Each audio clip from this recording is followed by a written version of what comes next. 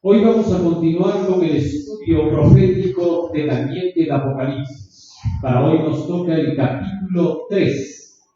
Estamos analizando paso a paso cada capítulo de la Biblia. Para poder darle inicio a nuestro tema, lo vamos a hacer con una oración. Bendito Dios que moras en los cielos. Estamos agradecidos a ti porque nos das la vida y la salud, y te rogamos que tu presencia esté con nosotros para entender tu palabra. En el nombre de Jesús. Amén. Capítulo 3 de Daniel, versículo 1.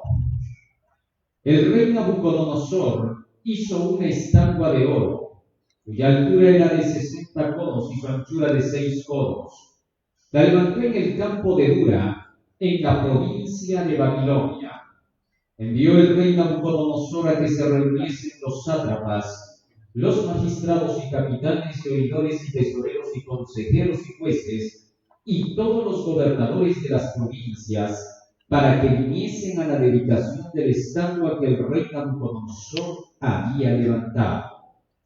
Fueron pues reunidos los sátrapas, los magistrados, los capitanes, los oidores, tesoreros, consejeros, jueces y todos los gobernadores de las provincias, a la dedicación de la estatua que el rey Nabucodonosor había levantado.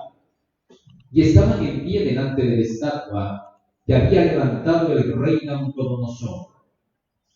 En principio, habíamos estudiado en el tema pasado, en la imagen con la que soñó el rey Nabucodonosor. Y en esa imagen, él había visto 4 metales: la cabeza que era de oro, el pecho y los brazos que eran de plata, el vientre y los muslos que eran de bronce, y las piernas que eran de hierro, y en la parte de los pies una extraña mezcla de hierro con barro cocido. Ahora, habíamos descubierto que esa imagen tenía una representación de los imperios que iban a ir ascendiendo en la historia del escenario del mundo y los imperios que iban a ir combatiendo a estos. Vimos que la cabeza de oro representaba el imperio de Babilonia.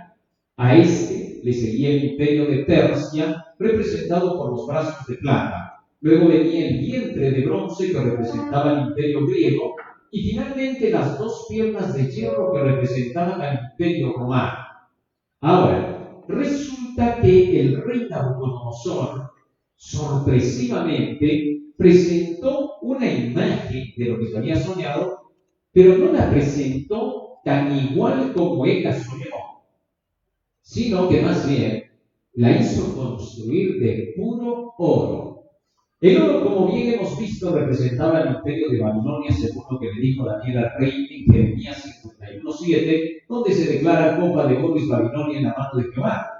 Pero ahora resulta que el rey Nabucodonosor estaba haciendo una imagen completa de la representación del imperio babilónico.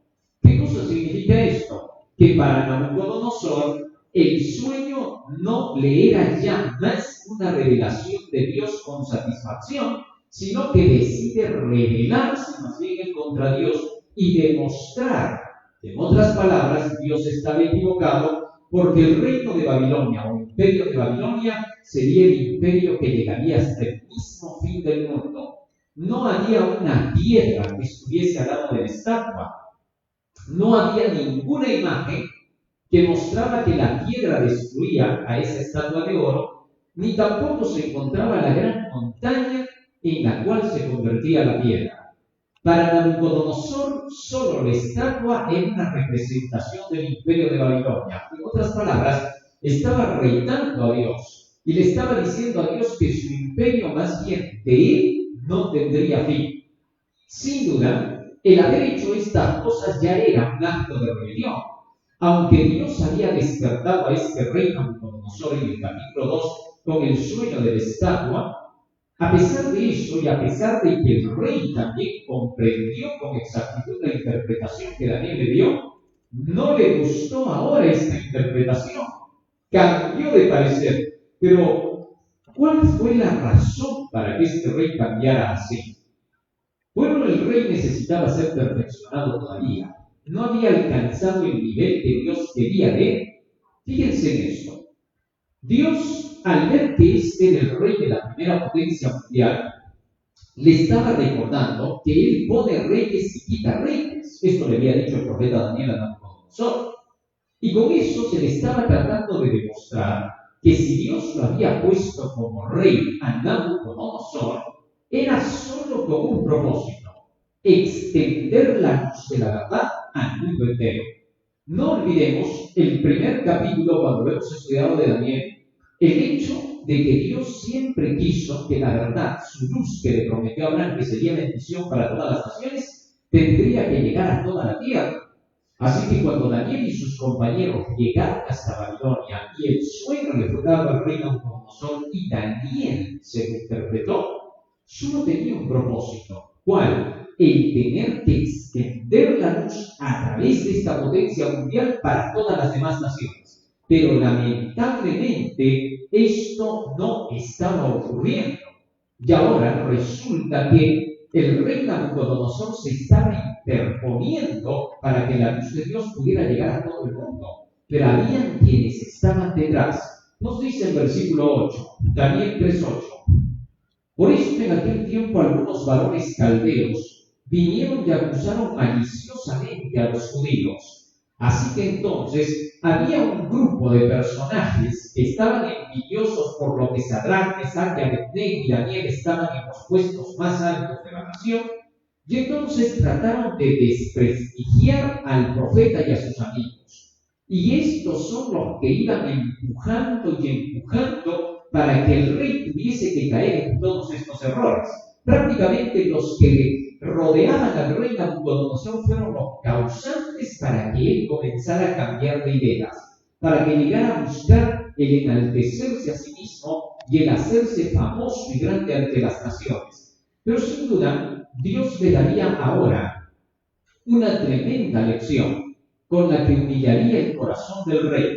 Y aunque todavía faltaba un paso más para tener que humillarlo totalmente, puesto que Dios primero tiene que hacer que el hombre quede humillado y abatido por el polvo para que después lo exalte. Y es que no se puede ayudar a una persona que cree que tiene la razón. Por más de que le diga las cosas más claras, si esa persona cree que tiene toda la razón, no cambiará de parecer. Y así estaba Nabucodonosor. Había que quitar todo eso que él había aprendido. Tenía que desaprender muchas cosas y aprender de nuevo desde cero el evangelio verdadero de Dios. Así que con esa finalidad faltaba todavía un paso para su humillación. Bueno, y entonces, ¿qué pasó? Hizo construir la semejante imagen y hacer pensar que solo Babilonia gobernaría el mundo. Pero no se quedó ahí, sino que dio otro paso más. ¿Cuál? Ahora quería que adoren sus ideas, su propósito. Nótese bien esto. Mientras la profecía de Dios decía que se iban a suceder naciones, la profecía de Nabucodonosor decía que no habría sucesión de naciones. Y ante esa profecía, ante esa falsa enseñanza de Nabucodonosor, quería él que se postrasen los fieles de Dios. En este caso, los judíos, porque todos los demás ya estaban postrados porque creían las mismas mentiras. Se dejaron llevar por el falso profeta Nabucodonosor, pero había quienes no se dejarían llevar por ningún motivo.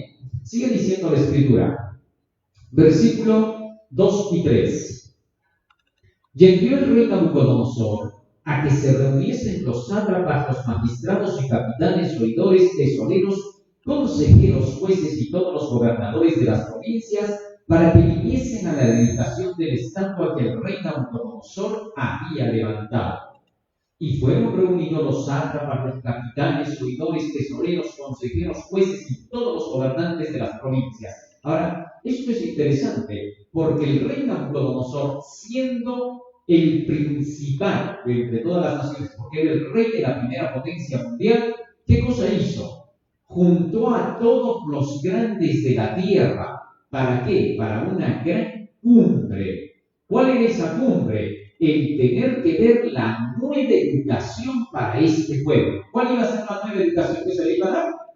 Fácil. Se le iba a quitar el lado profético real de que la estatua de Nabucodonosor representaba 4 imperios que se iban a suceder, para darles la nueva educación que era en este caso decir que Babilonia era la única potencia que quedaría en el mundo. Sin duda, a través de todos los tiempos los hombres siempre han querido gobernar la tierra, siempre han querido dominar nuestro planeta y han querido dominar no con la educación de Dios, no con la Biblia, no con la palabra de Dios, no con las enseñanzas desde el Génesis hasta el Apocalipsis, sino más bien con las enseñanzas de su propio idealismo, vale decir, con su creencia filosófica.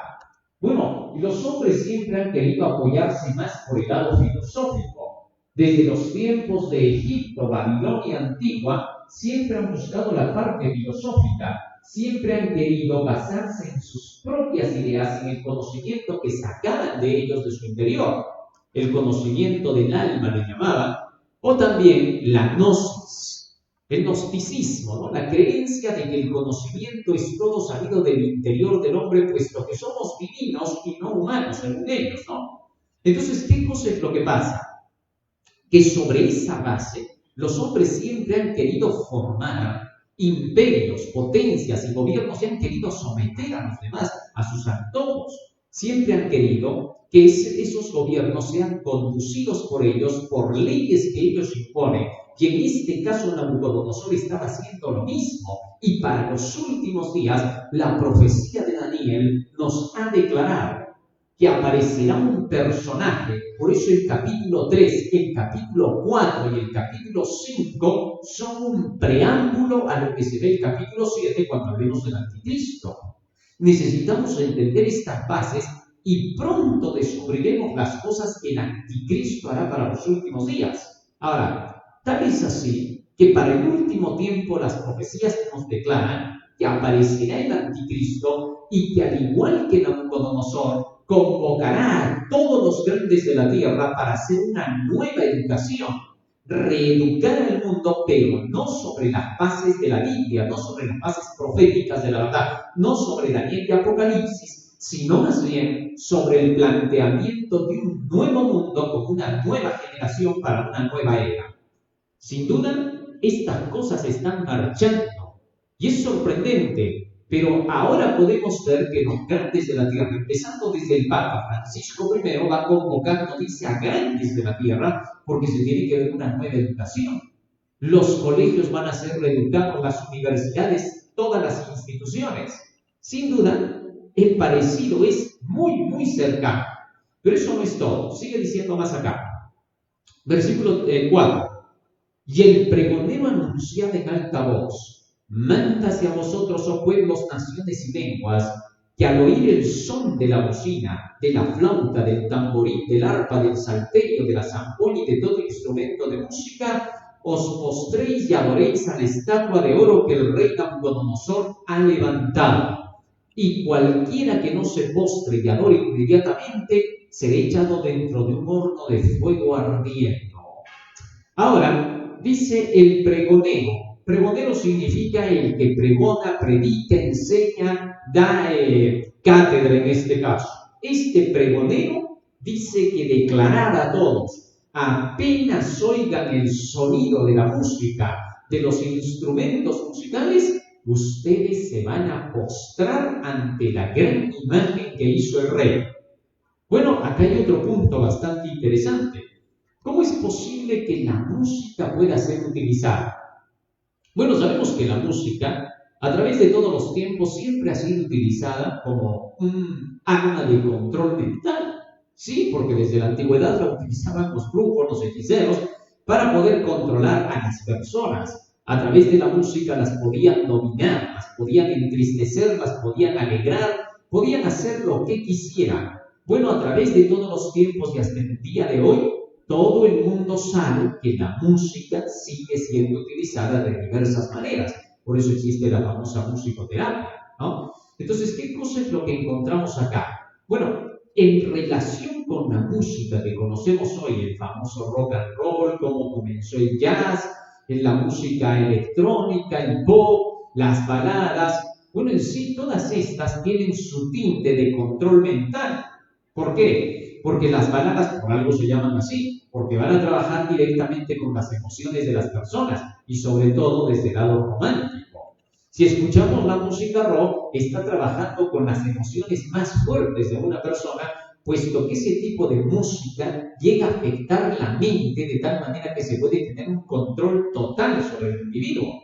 No nos olvidemos que para la guerra con Irak y para la guerra con Afganistán se han utilizado este tipo de cosas.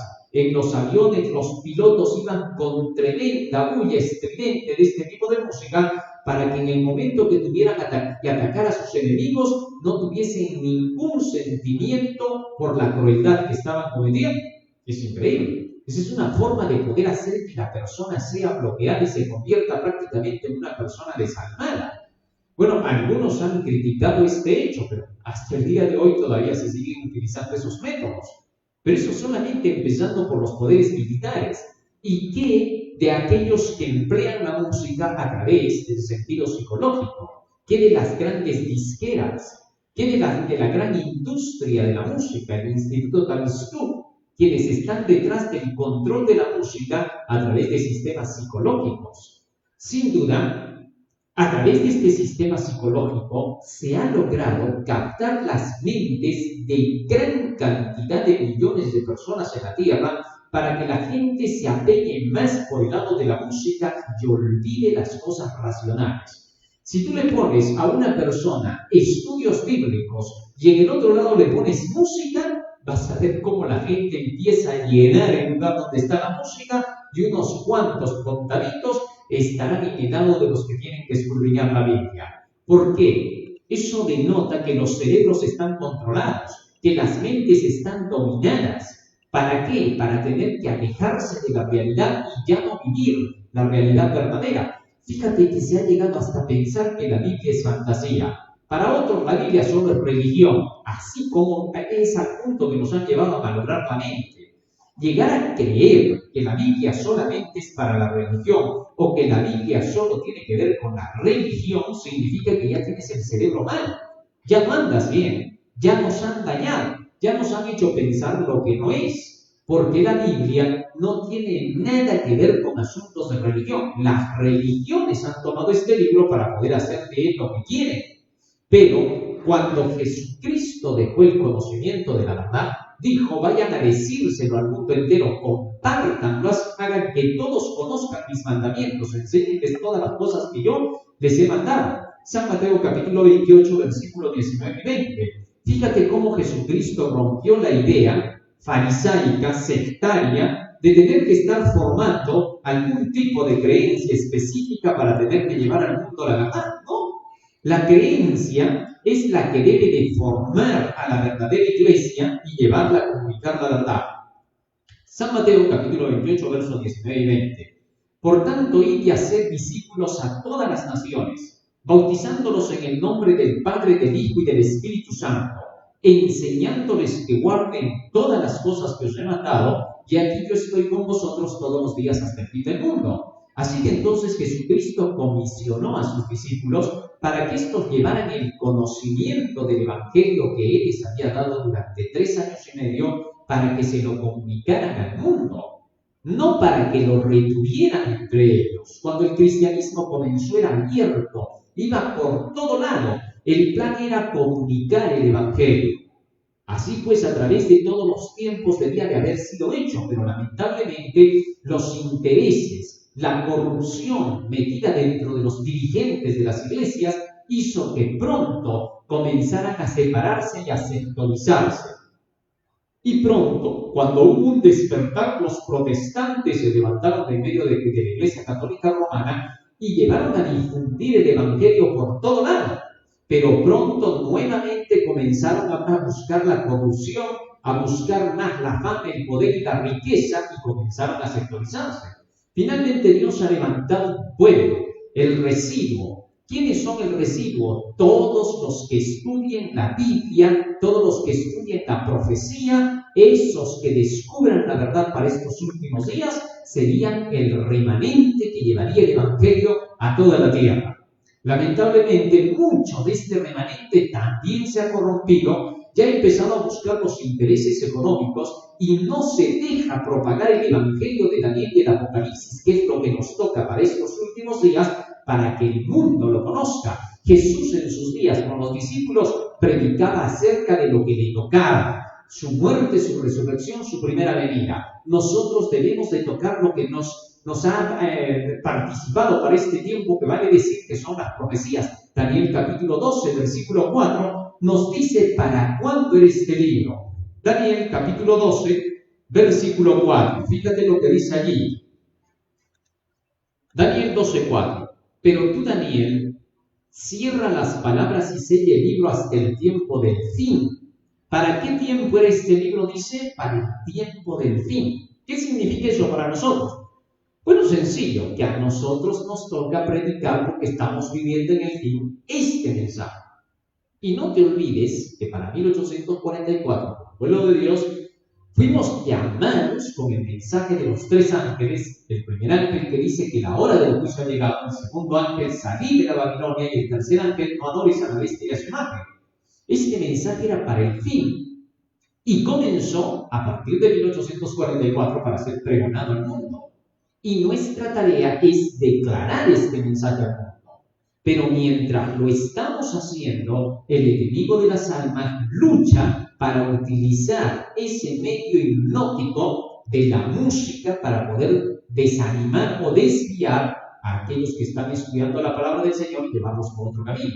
Es sorprendente, pero desde que se inicia en 1960 la nueva ola, comenzó un movimiento por la música espectacular. La música rock comenzó a jalarse a cientos y miles de jóvenes. Los famosos Beatles, cuando comenzaron, estos eran desconocidos para el mundo. Y los norteamericanos tampoco querían saber nada con ellos, porque estos jóvenes eran ingleses. Cuando recién llegaron los Beatles a los Estados Unidos, se pusieron tremendas pancartas que decían que se vayan de esta nación porque no los soportamos, no los queremos acá. Es que la música rock no era aceptada en ese tiempo en los Estados Unidos. Pero pronto la propaganda del Instituto Tavistock hizo que estos pudieran ser conocidos. Luego apareció Elvis Presley, luego viene todo este tipo de rock, hasta el rock ácido, el rock de la droga, etc. Y todo tipo de música como la que tenemos hasta hoy. La música de hoy es tan, pero tan estridente y a la vez tan hipnotizante que cientos y miles de jóvenes están cayendo en la trampa. Y muchos piensan que estamos mejorando, cuando eso no es verdad. Muchos de estos grupos juveniles que se están levantando, pronto se descubre que son gente que practica cosas negativas, sobre todo lleva la droga, ellos mismos están metidos en vicios, y eso demuestra que su propósito y su música es lo que ellos en realidad son. Lo que significa que pronto la juventud estaría totalmente descarriada. En cuestiones de música hay algo que debería de hacernos pensar más. Mucho de lo que es música, lo que llamamos música, en realidad son simplemente codificaciones de notas musicales.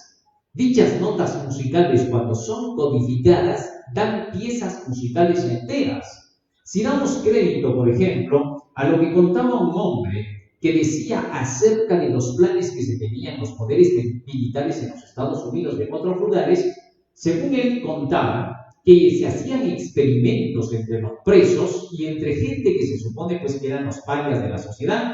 Y entonces, ¿qué hacían? A estas personas comenzaban a tocarles notas musicales para ver sus reacciones.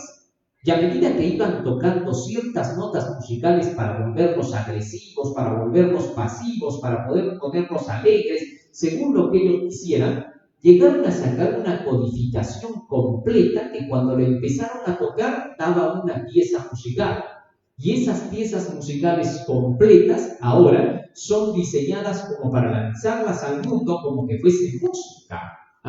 Entonces tú le escuchas como música, porque es un conjunto de notas que están pues aquí mezcladas como códigos. Pero a las finales, esos ritmos musicales que han salido llevan el control social. Así de peligroso. Pero bueno, lo que aquí dice el profeta Daniel está muy relacionado con el asunto. Fíjate cómo. Daniel capítulo 3, versículo 7. Escucha lo que dice acá.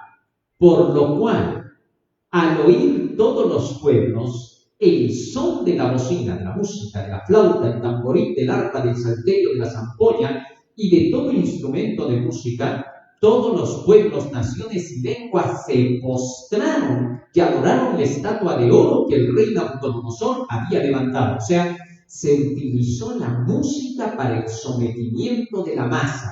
Y apenas escucharon el sonido de la música, toditos se postraron. Bueno, la Biblia nos habla en el Apocalipsis, y ya vamos a entrar pronto en ese libro, pero hay un paralelismo entre Daniel y Apocalipsis. Nos habla también acerca de dos poderes, de la bestia y de la imagen de la bestia en Apocalipsis capítulo 13. No voy a entrar ahora a explicar todo eso, pero solo voy a hacer una comparación. Fíjate en esto. El rey Nabucodonosor se soñó con una imagen. La imagen representaba 4 imperios: Babilonia, Persia, Grecia y Roma. Y al final la mezcla es una división en 10 reinos, que ya hemos dicho que eran los bárbaros.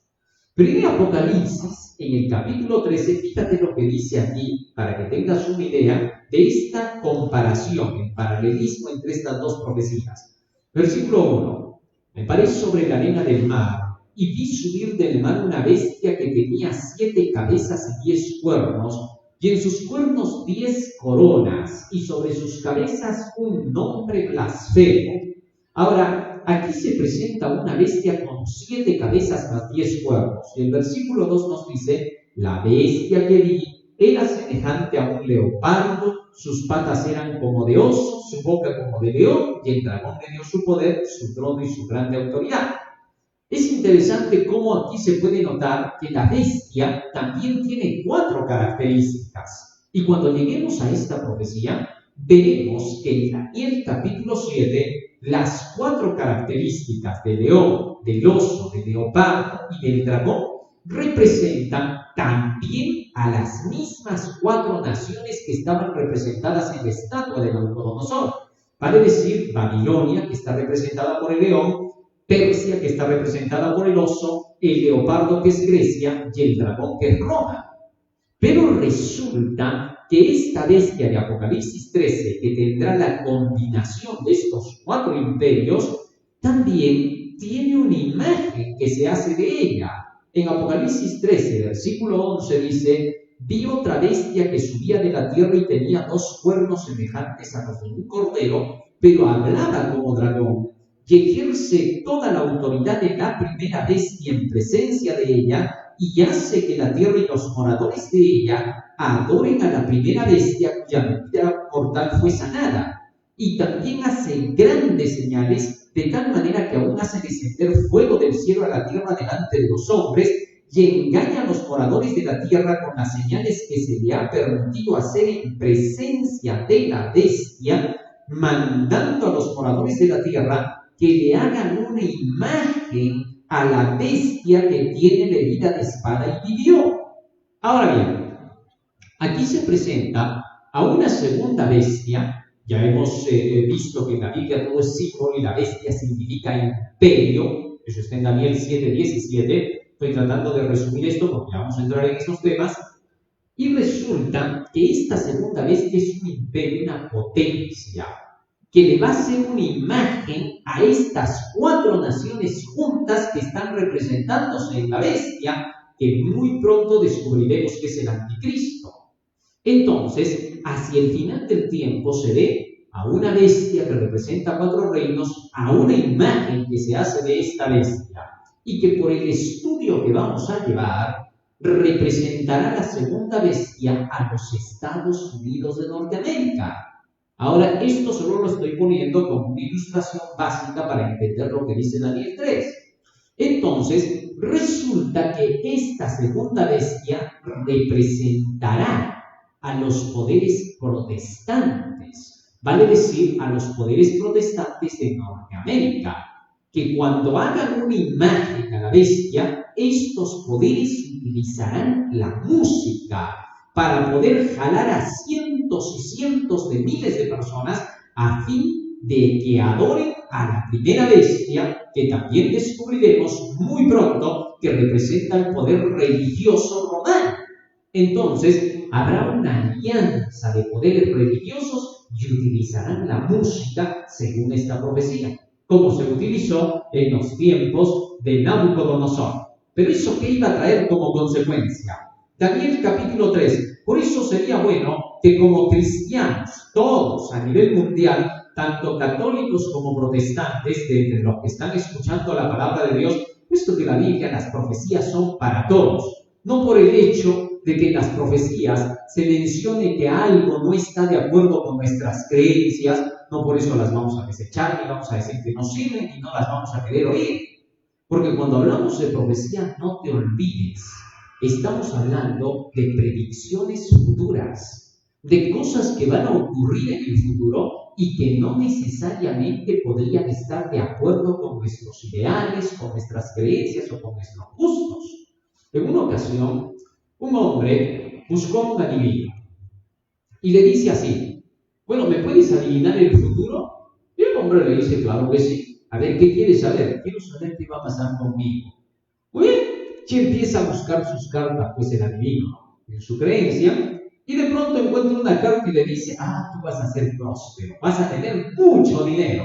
¡Ja! Eso está bueno, dijo el hombre. Continúa. A ver, la otra carta. Dice que vas a tener la mujer más hermosa de la tierra. Eso está maravilloso. ¿Qué más? Y el hombre saca otra carta y le dice: te la va a quitar tu vecino. ¿Cómo? Que te la va a quitar tu vecino, aquí está. Oye, ¿quieres que te corte la cabeza? Oye, pero yo no tengo la culpa, yo solo te estoy revelando el futuro. Tú me preguntaste eso, yo te estoy diciendo lo que va a pasar. ¿Por qué odiaría esta persona al pobre adivino si el adivino solo le estaba diciendo lo que él pidió? Así es en el caso profético. Esto lo estoy haciendo solo como una ilustración. No vas a irte con los adivinos, porque ya hemos estudiado que los adivinos no tienen nada que ver en la salvación. Entonces, cuando tú vienes a la profecía te muestra el futuro, te revela lo que viene, pero no necesariamente lo que te gustaría. Hay cosas que nos va a decir la profecía que posiblemente choque con nuestra creencia, con nuestra religión, con nuestros proyectos, con nuestros planes. Puede ser, pero es la verdad. Y Dios quiere que sepamos la verdad. Fíjate lo que le pasó a Nabucodonosor. Se le profetizó que vendrían 4 imperios, que su imperio no sería el dominante de la historia, que todavía vendrían 3 más y un quinto imperio, que sería el de Cristo. No le gustó. Al pasar los años cambió de parecer y terminó diciendo: yo no quiero esa profecía, yo voy a hacer la mía y Babilonia va a ser el imperio que va a dominar la tierra. Así hay cosas que pueden no gustarnos en la profecía, pero que inevitablemente son la realidad. Muy bien, teniendo eso en cuenta, resulta que en el tiempo en que Daniel estaba revelando esta profecía, o mejor dicho, en el tiempo en que se estaba desarrollando esta profecía, esta parte de lo que se estaba utilizando, nos está dejando en claro que hacia los últimos días los poderes religiosos católicos y protestantes utilizarán de la música y tú y yo tendremos que averiguar más sobre este asunto de la música. Todos deberíamos de ver qué cosas se nos está dando. Es como en el caso de la alimentación, los famosos alimentos transgénicos. Puede ser que no nos guste que nos toque la alimentación, pero cuando vamos a averiguar qué estamos comiendo, nos damos cuenta del peligro que estamos corriendo y decidimos dejar algunos alimentos que pueden ser destructores para nuestros cuerpos. Así debemos averiguar de la música. Deberías entrar y en lugar de decir: no, pero a mí me gusta, no te lo quedes, tranquilízate. Y lo primero que deberías de hacer es investigar. ¿Qué hay detrás de la música? ¿Qué están haciendo con mi cerebro? ¿Cómo me están trabajando para yo ser utilizado como un autómata en favor de los poderes fácticos de la tierra que solamente están buscando destruir a mi familia y a mí? Eso es lo que buscan, ¿correcto? Eso deberíamos de estar investigando. Muy bien, regresemos a Daniel capítulo 3 y veamos la última parte de este capítulo. ¿Cómo se desarrollaron los hechos? Versículo 10. Por ese tiempo se acercaron algunos a decirle al rey: mira, rey, tú has hecho tu imagen, pero hay un grupo que no quiere adorarla. Verso 10. Tú, oh rey, has dado una ley que todo hombre al oír el son de la bocina, de la flauta, del tamboril, del arpa, del salterio, de la zampoña y de todo instrumento de música, se postre y adore la estatua de oro. Y el que no se postre y adore sea echado dentro de un horno de fuego ardiendo. Hay unos varones judíos, los cuales pusiste sobre los negocios de la provincia de Babilonia, Sadrach, Mesach y Abednego. Estos varones, oh rey, no te han respetado, no adoran tus dioses, ni adoran la estatua que tú has levantado. Entonces Nabucodonosor dijo con él y con enojo que se los trajesen a Sadrach, Mesach y Abednego. Al instante fueron traídos estos varones delante del rey. Y habló Nabucodonosor y les dijo: ¿Es verdad, Sadrach, Mesach y Abednego, que vosotros no honráis a mi Dios ni adoráis la estatua de oro que he levantado? Ahora pues, ¿estáis dispuestos para que al oír el son de la bocina, de la flauta, del tamboril, del arpa, del salterio, de la zampoña y de todo instrumento de música, os postréis y adoréis la estatua que he hecho? Porque si no la adoraréis en la misma hora, seréis echados en medio de un horno de fuego ardiendo. ¿Y qué Dios será aquel que os libre de mis manos? Sadrach, Mesach y Abednego respondieron al rey Nabucodonosor diciendo: no es necesario que te respondamos sobre este asunto. He aquí nuestro Dios a quien servimos puede librarnos del horno de fuego ardiendo, y de tu mano, oh rey, nos librará. Y si no, sepas, oh rey, que ni aún así serviremos a tus dioses, ni tampoco adoraremos la estatua que tú has levantado. Fíjense ahora en esto que sucedió. Resulta que se había dado una ley de parte del rey, que todos se postren y adoren a la imagen que había hecho el rey. Así pronto, también en el mundo, cuando el anticristo tome el dominio, pedirá que se establezca una ley mundial ante la que todos se tienen que postrar. A eso se le llamará la marca de la bestia, y estará relacionado con los días de reposo de Dios. Eso lo vamos a analizar más profundamente cuando lleguemos al capítulo 7.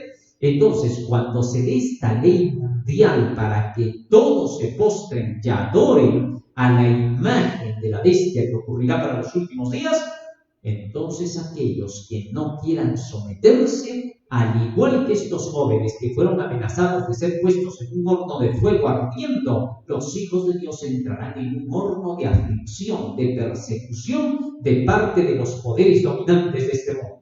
Pero más aún dice acá, ¿qué sucedió? ¿Cuál fue el resultado? Porque esto necesitamos saberlo para nosotros. Y mandó a hombres, versículo 20, muy vigorosos, que tenían en su ejército, que atasen a Sadrach, Mesach y Abednego, que eran amigos de Daniel, los tres fieles de Dios, para echarlos en el horno de fuego ardiendo, porque estos no querían mostrarse ante el estatua, y le dijeron al rey: mándanos al horno de fuego, y si Dios nos va a librar, vas a ver de ese horno, y si no lo hace, igualito no te vamos a servir. Y entonces estos varones fueron atados con sus manos, con sus mantos, sus calzas, sus turbantes y sus vestidos, y fueron echados dentro del horno de fuego ardiendo. Y como la orden del rey era apremiante y lo habían calentado mucho, 7 veces más, la llama del fuego mató a aquellos que habían alzado a Sadrach, Mesach y Abednego. Y estos tres varones, Sadrach, Mesach y Abednego, cayeron atados dentro del horno de fuego ardiendo. Entonces el rey Nabucodonosor se espantó y se levantó apresuradamente y dijo a los de su consejo: ¿no echaron a 3 varones atados dentro del fuego? Y ellos respondieron al rey: sí, en verdad, oh rey. Y él dijo: yo veo 4 varones sueltos que se pasean en medio del fuego sin sufrir ningún daño, y el aspecto del cuarto es semejante a hijo de los dioses. Entonces Nabucodonosor se acercó a la puerta del horno de fuego ardiendo y dijo: Sadrach, Mesach, Abednego, siervos del Dios Altísimo, salid y venid. Y entonces salieron Sadrach, Mesach y Abednego del medio del fuego, y se juntaron los sátrapas, los gobernadores, los capitanes, los consejeros del rey, para mirar a estos varones cómo el fuego no había tenido poder alguno sobre sus cuerpos, ni aún el cabello de sus cabezas se había quemado. Sus ropas estaban intactas y ni siquiera olor de fuego tenía. Entonces Nabucodonosor dijo: bendito sea el Dios de ellos, de Sadrach, Mesach y Abednego, que envió su ángel y libró a sus siervos que confiaron en él y que no cumplieron el edicto del rey y entregaron sus cuerpos antes que servir y adorar a otro Dios que su Dios. ¡Qué interesante! Así que entonces, una vez que el rey manda meter en el horno de fuego a estos jóvenes, apareció otro en el medio. Ese era Jesucristo. ¿Cómo sabía el rey que era un hijo de dioses? Bueno, ellos le habían predicado ya el mensaje a este rey. Varios años habían pasado desde que se soñó con la estatua, y cuando Daniel le habló del Mesías que establecería su reino, él ya sabía a quién se refería, que era el Hijo de Dios. Y por eso dijo: yo veo a un cuarto que es semejante al Hijo de los dioses. Y supo luego el mismo que era un ángel de Dios enviado del cielo, el ángel que es Jesucristo. Interesante. Así que entonces, una vez que se presentó este hecho en el horno de fuego, inmediatamente el rey les dijo: salgan de ahí, jóvenes, siervos del Dios Altísimo. ¿Y sabes qué? Ni un cabello se les quemó. Lo único que se había quemado eran las ataduras. Eso quiere decir que en medio del fuego de la persecución que el anticristo levantará en estos últimos días, bajo el decreto de la marca de la bestia, los hijos de Dios, lo único que pasarán en esa angustia será que se les quemará todo lo malo. ¿Es todo lo que les pasará? Porque se van a arrepentir de todos sus pecados, se van a purificar, porque en medio de las persecuciones el pueblo de Dios se purifica mucho más, porque lo acusan de todo, se libra de todo también, mientras que los acusadores se empeoran. Los malos irán de mal en peor. Finalmente termina la profecía diciendo: por lo tanto, dijo el rey, verso 29, decreto que todo pueblo, nación o lengua que dijere blasfemia contra el Dios de Sadrach, Mesach y Abednego sea descuartizado y su casa sea convertida en muladar, por cuanto no hay Dios que pueda librar como este. Entonces el rey engrandeció a Sadrach, Mesach y Abednego en la provincia de Babilonia. Qué interesante y maravilloso saber que Dios operó en favor de sus hijos y que lo hará hacia el final del tiempo. Así que entonces el capítulo 3, después de todo, aunque es una historia que ocurrió en tiempos de Babilonia, es una profecía de lo que ocurrirá hacia el final, y que esta historia la llegaremos a comprender mucho mejor a medida que sigamos estudiando las demás que vienen en los próximos capítulos. Vamos a hacer una oración para terminar con nuestro tema de hoy. Bendito Dios que moras en los cielos, te agradecemos por las palabras que nos has dado y te rogamos que nos ayudes a ponerlas por obra y a compartirlas y a dar a conocer al mundo tu verdad final. Acompáñanos con tu bendición. En el nombre de Jesús. Amén.